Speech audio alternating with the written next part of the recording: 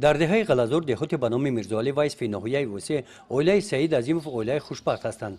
کمیسیون صلاحیت‌دار مقامات اجرایی حکومت دولتی ناحیه در دوره چورابینی ها بخشیده به روز اویلا به منزل این اویلا تشریف آورده در برابر استفاده عاقلانه قطعه زمین نزد حولگی در شرایط کوهستان به روزگار این اویلا از نزدیک شناس گردیدند. در این اویلا همه فرزندان صاحب معلومات بوده صافدلانه مهنت میکنند. شکرانه استقلالیت، شکرانه امید جمهوری تینجی آزاد آرامی که خیلی ما با همین جامعه و دولت ملت رسیده. خیلی ما فرزندان شدیم، مثال فرزندامون همش در اینستیتوت خواندن، از دختر از تا بچه در دولت کار کردن، از اون خیلی هم کار کردیم. همین سری موفقیت، سری خوشبختی اویلای شما در چیه؟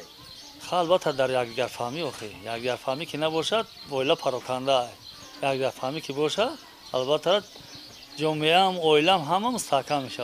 البته ما خود را اویلای خوشبخت حس میکنیم که خوشبختانه همه سالم، همه کارگر، همه با دولت ملت کار کردن. با مقصد پنهان کردن تجربه این اویلا در سمت حیات اویلاداری بخشیده به روز بین المللی اویلا تحت عنوان مادر سالم، کودک سالم، اویلای سالم، جامعه سالم، ملت سالم در دهه غلازور دهات به نام میرزاعلی وایس فی ناحیه وسه همایش معرفتی دایر گردید. چورابینی مذکور با پیشنهاد مقامات اجرایی حکومت دولتی ناحیه وسه و سرپرستی جماعت دهات به نام میرزاعلی وایسف بخشیده به روز بین المللی اویلا راه اندازی کرده شده. در آن اویلاهای نمونوی دهات به نام میرزاعلی وایسف مادران روزگار دیده، نوخانه‌داران و نورسان و جوانان اشتراک نمودند. در قسمت رسمی چورابینی جانشین رئیس ناحیه وسه و دیگر برآمد کنندگان عاید ماهیت روز بین المللی اویلا، تاریخ قبول آن و دیگر پهلوهای مهم اویلا در سمت رشد جامعه و به کمالرسی نسل نورس در روحیه و تندرستی، همچنین عاید راههای پیشگیری ظهورات نامطلوب، زورآوری خانوادگی در اویلا، پیشگیری پاشخوری اویلاها با تحلیل و دلیلها برآمد کردند.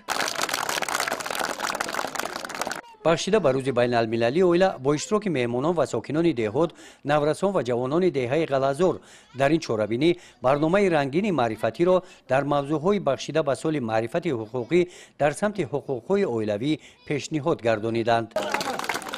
در قسمت مکافات سپاری بخشیده به روز بین المللی اویلا از نام مقامات اجرایی حکومت دولتی ناحیه وسه با اویلاهای نمونوی دهات سپاسنامه ها و تحفه های مالی تقدیم کرده شدند. در قسمت فرهنگی چورابینی کارمندان بخش فرهنگی ناحیه برنامه رنگین کنسرتی را منظور ساکنان دهات گردانیدند. گزارش خواجه نظریف خدای نظر ظهروف از ناحیه وسه برای برنامه اطلاعاتی نوید.